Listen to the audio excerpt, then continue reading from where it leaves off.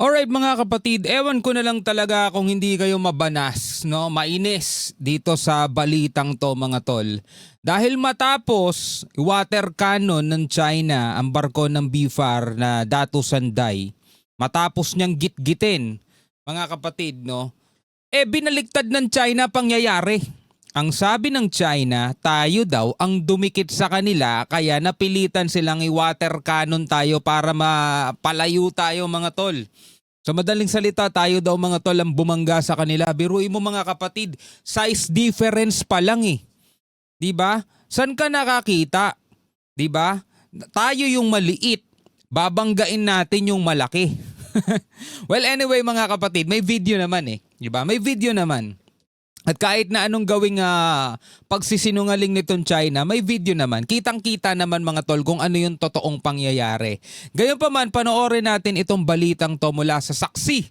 No, tayo'y manonood lamang ulit ng balita. Again, magbibigay lang tayo ng reaksyon, komentaryo, opinion, kritisismo at kung ano-ano pa. Samahan ninyo ako mga kapatid. Malaya rin kayo magbigay ng inyong komento sa mga balitang to mga kapatid. Lalong-lalo na ito'y may kinalaman sa ating soberanya, sa exclusive economic zone ng ating bansang Pilipinas. Sabi rito mga tol, BFAR, pinabulaanan ang sinabi ng China na ang mga barko ng Pilipinas ang dumikit sa Chinese Coast Guard mga tol, no?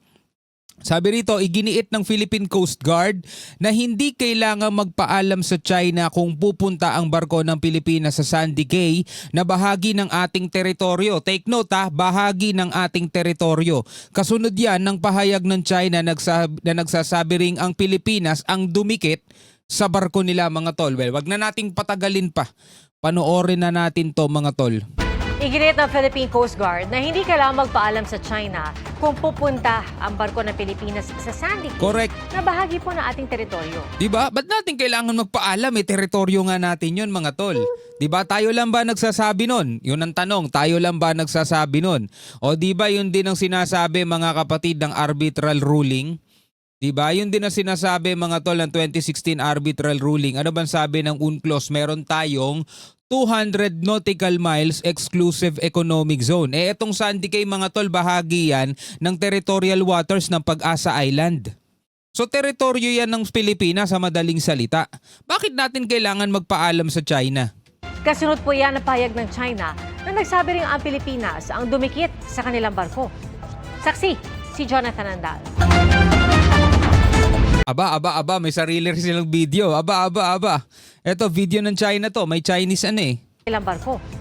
Saksi, si Jonathan Andal. Kasabay ng video na inilabas ng China kung saan kita rin ang barko nila habang binobomba ng tubig ang barko ng BFAR, iginiit ng Chinese Coast Guard ang kanilang bersyon ng nangyari sa Sandy Cay noong Miyerkules. Hindi na bago yan. Maraming ulit na nilang ginagawa yan at ginawa yan na after nilang mambangga, hindi nila kayang panindigan. Hindi nila kayang maging accountable mga tol. Diba? Babanggain nila tayo tapos babalik ta rin nila, sasabihin nila tayo bumangga sa kanila. Ayon kay Chinese Coast Guard spokesperson Liu Dijun, ang barko ng Pilipinas ang lumapit sa barko ng China sa delikadong pamamaraan. Kaya kailangan umano nilang gumamit ng water cannon bilang babala. O yan o. Tayo daw ang dumikit sa kanila, tayo daw ang bumangga sa kanila, kaya kinakailangan nilang gumamit ng water cannon bilang babala. Kita nyo dito pa lang sa video Sa to. delikadong pamamaraan. Kaya kailangan... Napakalayo ng barko natin pero gumagamit na sila ng water cannon. Diba? Ang sabi nila, dumikit daw tayo sa kanila kaya kinakailangan nilang gumamit ng water cannon bilang babala. Eto, napakalayo pa natin sa kanila, gumagamit na sila ng water cannon eh. Tapos etong video nila mga tol, tight shot. No? Eto lang yung ipinapakita nila mga kapatid. Dito hindi mo matutukoy kung sino yung dumikit sa dinikitan kasi tight shot to eh. Mas maganda yung kuha natin mismo. Eto, baka maipakita rito. Ang barko ng Pilipinas ang lumapit sa barko ng China sa delikadong pamamaraan. Kaya kailangan umano nilang gumamit ng water cannon bilang babala. Sinungaling talaga no? Chinungaling eh. Taliwas yan sa... Ayan o, eto. Pag-asa Island, courtesy PCG BFAR, meron tayong sariling video. Tignan nyo mga kapatid kayo na mismo humusga kung sino ang nagsisinungaling mga tol. Tignan nyo kayo na mismo humusga. maraan. Kaya kailangan umano nilang gumamit ng water cannon bilang babala. Taliwas yan sa kwento ng BIFAR. Ang China raw ang gumawa ng agresibo, mapanganib at illegal na aksyon. See? Balikan natin mga tol. Balikan natin. Sino nauuna sa pagkakataong to? Barko natin. Nandirito tayo sa unahan. Sino nasa likod? Sila. Sino ang pwedeng bumangga? Ano yun? Paatras ang andar ng barko natin, mga tol. Pag ganito barko natin, padiretso. Eto sila nakatutok sa atin. Tignan natin. Kaya kailangan umano nilang gumamit ng water cannon bilang babala. Ayan, Taliwas yan sa kwento ng BIFAR. Ang China raw ang Sila yung lumalapit, mga tol eh. Sila yung dumikit sa atin, sila yung bumangga. Kaya nga eto, binangga nga yung harap natin, ginit-git nga Di ba? Kitang-kita balikan ulit natin para dun sa mga malalabo mata katulad ko. gumamit ng water cannon bilang babala.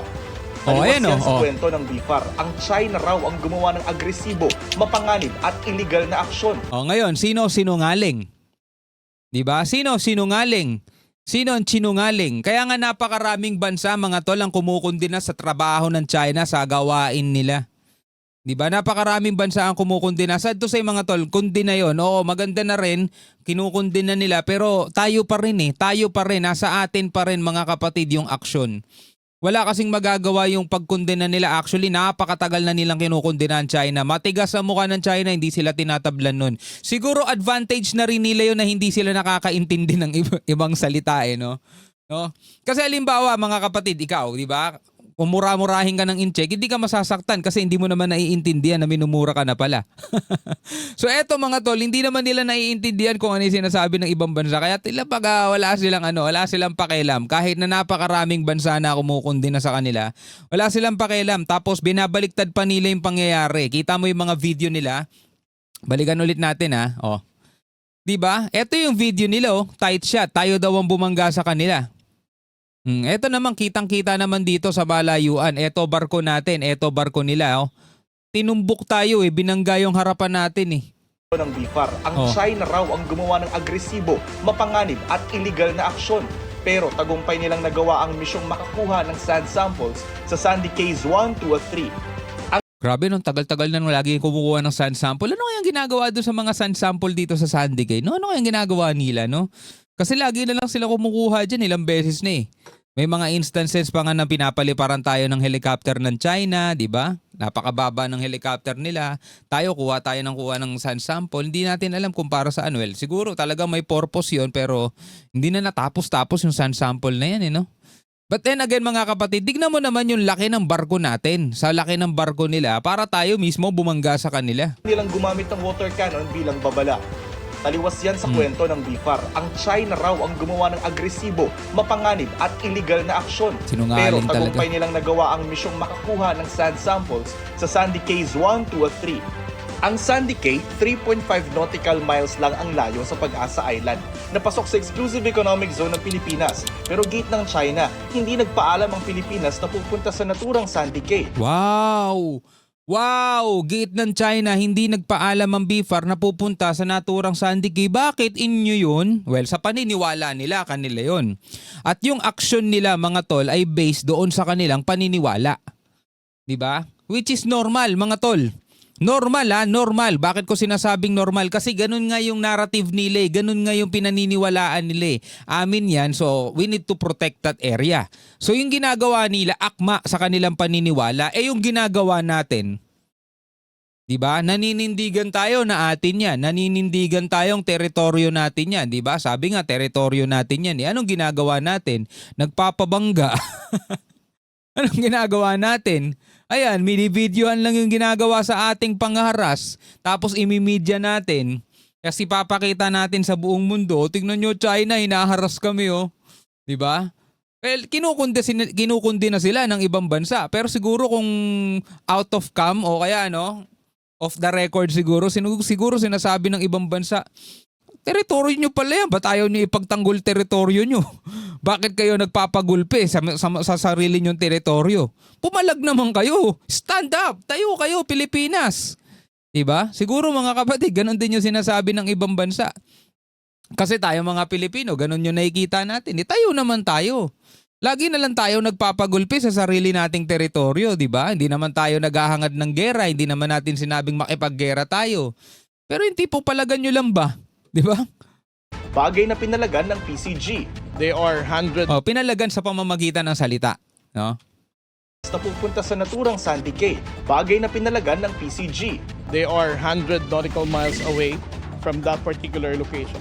Hindi ko alam kung bakit tayo kailangan magpaalam sa kanila. What we did is a legitimate operation. Ang Pag-asa case falls within the territorial waters ng Pag-asa, meaning we have sovereignty over these waters. Sa isa pang video na inilabas ng China, ipinakita ang pagpunta at pagtaas nila ng watawat sa Sandy Cay. Pero di malinaw kung nangyari rin ito noong Miyerkules. Halos katulad kasi ito ng isa pang kuha na inilabas nila noong Abril. Naalala ko bigla yung sinabi ni PBBM. Hindi natin kukonsintihin ang pambabasto sa ating soberanya. Eto, harap-harapan, no? Di ba? Kasi teritoryo natin yan, territorial waters natin, nasasakop natin tong Sandy Cay. Pupunta China, iaangat bandila nila. Anong tawag dyan? Respect? Bahala kayo magkomento mga tol kung anong tawag dyan. Respect o pambabastos?